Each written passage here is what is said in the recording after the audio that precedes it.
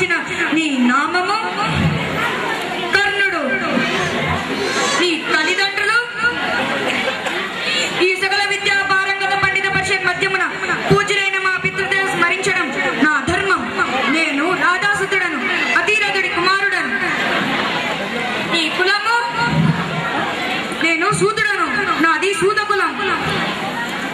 సూదకుల సంజాతులు పూదకుల సంజాతులతో ఎదిరి నిలువ అనర్హులు. ఆగావు కర్ణ. ఆచార్య దేవా, ఏమంటివి ఏమంటివి? జాతినపమున సూదసుదులగా నిలువరగలేదంటివా?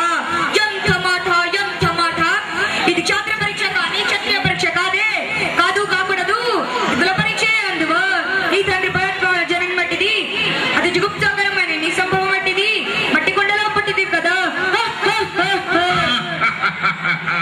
నీది అంకలము ఇంత ఏలా అస్మత్ పితామహుడు గురుకుల వృద్ధుడైన ఈ శాంతనవుడు శివసముద్ర భార్య గంగా గర్భమును జన్మించలేదా? ఈయననే కులము. నాతో చెప్పించిందివేమయ్యా? మా వంశమునకు మూల పురుషుడైన వశిష్ఠుడు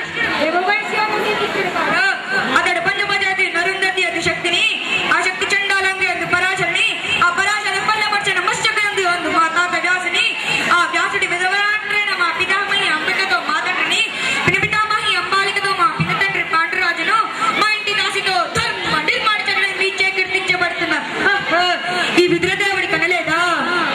సందర్భావసరం బట్టి క్షత్ర బీజ ప్రాధాన్యములతో మా కురువంశము ఏనాడో కులహీనమైనది కాగా నేడు కులము కులము అని యథావాదనందుల. నాయన దుర్యోధన, తాత భీష్మ, ఏరుల పారుల బ్రహ్మర్షుల జననములు మనము విచారించదగినవి కావు. ఇది నువ్వన్నట్టు ముమ్మాటికి క్షాత్ర పరీక్షయే. క్షాత్రమున్న వాళ్ళందరూ క్షత్రియులే, వారిలో రాజ్యమున్న వారియే రాజులు. అట్టి రాజులే కురురాజు పరీక్షలో పాల్గొనటకు అర్హులు. ఓహో, రాజునికి మా అర్హత నిర్ణయించుచున్నది.